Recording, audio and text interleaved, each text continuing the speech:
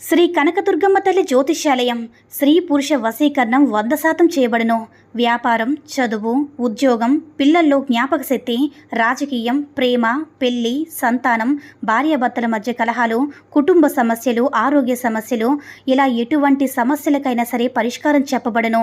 ముఖం చూసి, చెయ్యి చూసి ఏ సమస్యకైనా ఫోన్ ద్వారా జ్యోతిష్యం చెప్పబడును. గురువుగారి ఫోన్ నంబర్ 9099835894. ఓం శ్రీ మాత్రే నమః. ఓం శ్రీ వారాహిదేవ్యే నమః. అమ్మవారి భక్తులందరూ కూడా నమస్కారం అండి. అమ్మవారి ఆశీర్వాదంతో, ఆ తల్లి చల్లని చూపుతో అందరూ కూడా సుఖంగా, సంతోషంగా, అష్టైశ్వర్య, ఆరోగ్య అభివృద్ధితో ఉండాలని మనస్ఫూర్తిగా కోరుకుంటూ ఈరోజు ఈ వీడియోని మొదలు పెడుతున్నాను.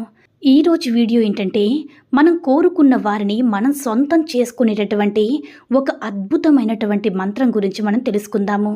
ఈ మంత్ర ప్రభావంతో మనం ఎవరినైతే కోరుకుంటున్నామో ఆ యొక్క అమ్మాయి కానీ, అబ్బాయి కానీ, ఎవరైనా సరే అంటే వారిని మనసులో స్మరించుకుంటూ ఈ యొక్క మంత్రాన్ని మనం చెప్పుకున్నట్లయితే తప్పకుండా వారు మన సొంతమవుతారు.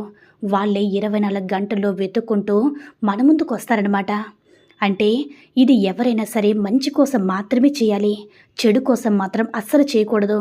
ఎందుకంటే ఈ మంత్రం అనేది 2 వైపుల ఇష్టం ఉండి వారి మధ్యలో ఉండేటటువంటి ఏవో కొన్ని ఈగో ప్రాబ్లం వల్ల, కొన్ని రకాల గొడవల వల్ల దూరం అయిపోతే అటువంటి వారికి చాలా అద్భుతంగా పనిచేస్తుందన్నమాట. వారి యొక్క గొడవలకి కారణం ఏమిటో తెలుసుకొని మీరు కోరుకున్న వారు మీ సొంతం అవుతారనమాట.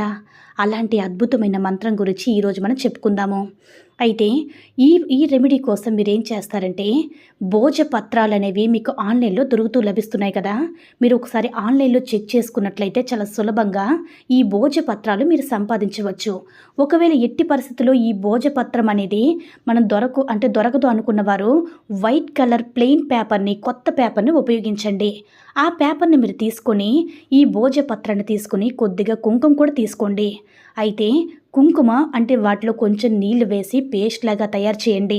తులసి లేదా దానిమ్మ పుల్లను తీసుకొని, అంటే తులసి అంటే శుభప్రదం కదా, అది లేని పక్షంలో దానిమ్మ చెట్లకు ఉంటాయి కదా, దాని యొక్క పుల్లనైనా సరే తీసుకొని పెన్సిల్ లాగా వాడుకోవడానికి, ఒక బలపంలాగా వాడుకోవడానికి తులసి చెట్టు యొక్క పుల్ల కానీ లేదంటే దానిమ్మ పుల్ల కానీ కావాలి. ఇప్పుడు నేను స్క్రీన్ మీద చూపిస్తున్న ఈ మంత్రాన్ని మీరు తేనె ఇంకా కుంకుమ మిశ్రంతో కలిపిన ఆ పేస్ట్తో భోజపత్రంపై రాయండి. దొరకని వారు వైట్ కలర్ పేపర్ మీద రాయండి. ఈ మంత్రాన్ని దుర్గా సప్త మంత్రం అనమాట. ఈ మొదటి శ్లోకం అనమాట. ఇది భోజపత్రం మీద రాయండి. ఇప్పుడు నేను స్క్రీన్ మీద ఈ మంత్రాన్ని చూపిస్తున్నాను కదా. ఈ మంత్రాన్ని రాసిన తర్వాత మీరు శ్లోకం రాశారు కదా, దీని పై భాగంలో 3 సార్లు మీరు ఎవరినైతే ఇష్టపడుతున్నారో వారి యొక్క పేరును 3 సార్లు వరుసగా రాయండి. రాసిన తర్వాత ఈ శ్లోకానికి అంటే స్ట్రైట్గానే మళ్ళీ మీరు ఎవరినైతే ఇష్టపడుతున్నారో వారి పేరును మళ్ళీ కూడా 3 సార్లు రాయండి. వారి పేరును రాశారు కదా, వారి పేరు రాసిన తర్వాత భోజపత్రం పైన ఒక నీతి దీపాన్ని వెలిగించండి. భోజపత్రాన్ని మీ పూజ మందిరంలో కానీ లేదా మీ ఇంట్లో ఎక్కడైనా ఒక శుభ్రమైన ప్రదేశంలో ఈ పత్రాన్ని ఉంచండి. ఒక ప్లేట్లో, ఇత్తడి ప్లేట్లో ఈ భోజపత్రాన్ని ఉంచండి. ఒక నెయ్యి దీపాన్ని వెలిగించండి. ఇత్తడి ప్రమిద పైన ఏదైనా సరే ఏదో ఒకటి వేసుకొని దాంట్లో నెయ్యి దీపాన్ని వెలిగించండి. అంటే ఏ నూనెైనా సరే వేసుకోవచ్చు. దీపం కొండెక్కేంత వరకు కూడా అలానే వేచి ఉండండి. దీపం కొండెక్కిన తర్వాత తీసి పక్కన పెట్టండి. పక్కనే పెట్టేసి భోజపత్రాన్ని మాత్రం ఫోల్డ్ చేయండి. మీరు 2 లైన్లో మాత్రమే రాయాలి. నేను మీకు డిస్ప్లే మీద చూపిస్తాను కదా, స్క్రీన్ మీద అదే విధంగా 2 లైన్లో మాత్రమే రాయండి. ఆ మంత్ర పైన 3 సార్లు కింద 3 సార్లు పైన రాసిన తర్వాత మీరు ఎవరినైతే ఇష్టపడుతున్నారో వారి పేరును కూడా దాని కింద రాయండి. అంతే, ఇంకా చాలు. ఫోల్డ్ చేసి మీరు ఎవరినైతే వశం చేసుకోవాలి అనుకుంటున్నారో వారిని తలగడ కింద మీ భోజపత్రాన్ని ఉంచండి. అంటే ఒకవేళ భార్యాభర్తలు ఉన్నారనుకో, ఇద్దరి మధ్య 3వ వ్యక్తి వచ్చినప్పుడు చాలా బాధపడుతూ ఉంటారు కదా, అటువంటప్పుడు మీ భర్త వారిని వదిలేసి మీతో చాలా ప్రేమగా ఉండాలని కోరుకుంటున్నాము, లేదా వీరిద్దరికీ ఏదైనా గొడవల వల్ల మాట్లాడకుండా ఉంటున్నారు, అటువంటప్పుడు ఈ రెమెడీని చేసుకోవచ్చు అనమాట. ఒకవేళ మీ నుంచి ఆ వ్యక్తులు, ఒకవేళ భర్త అయినా ఎవరైనా సరే మీ నుంచి ఇంటి నుంచి వెళ్ళిపోయిన వారు వేరే చోట ఉన్నట్లయితే కనుక మీరేం చేస్తారంటే, మీ భర్త ఆమె పక్కన నిద్రించిన ప్లేస్ ఉంటుంది కదా, ఆ ప్లేస్లో తలగడ కింద ఈ భోజపత్రాన్ని మీరు ఆ వ్యక్తి లేకపోయినా సరే అలా పెట్టేయండి. మీరు కోరుకోవాలనుకున్న మీ భర్త వెంటనే తిరిగి రావాలని, మళ్ళీ మిమ్మల్ని చాలా ప్రేమగా చూసుకోవాలని, మళ్ళీ మీ ఇంట్లో ఉండాలని అనుకుంటూ ఈ పత్రాన్ని వారు నిద్రించే తలగడి కింద పెట్టండి.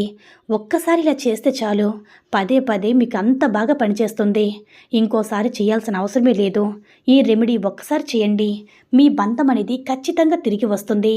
చాలా పవిత్రమైన, శుద్ధమైన, సాత్వికమైన తంత్రంతో మీకు చాలా మంచి జరుగుతుంది. అంత పాజిటివ్ ఆలోచనలతో, పాజిటివ్ అంతే థింకింగ్తో మీరు ఈ మంత్రాన్ని రాసేటప్పుడు కానీ, వారి పేరు రాసేటప్పుడు కానీ మీరు చాలా పాజిటివ్గా అనుకోండి.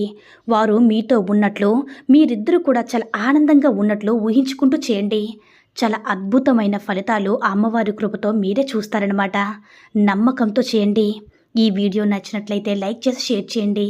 మరిన్ని వీడియోస్ కోసం మన ఛానల్ని సబ్స్క్రైబ్ చేసుకుని మాకు కొంచెం సపోర్ట్ చేయండి. ధన్యవాదములు.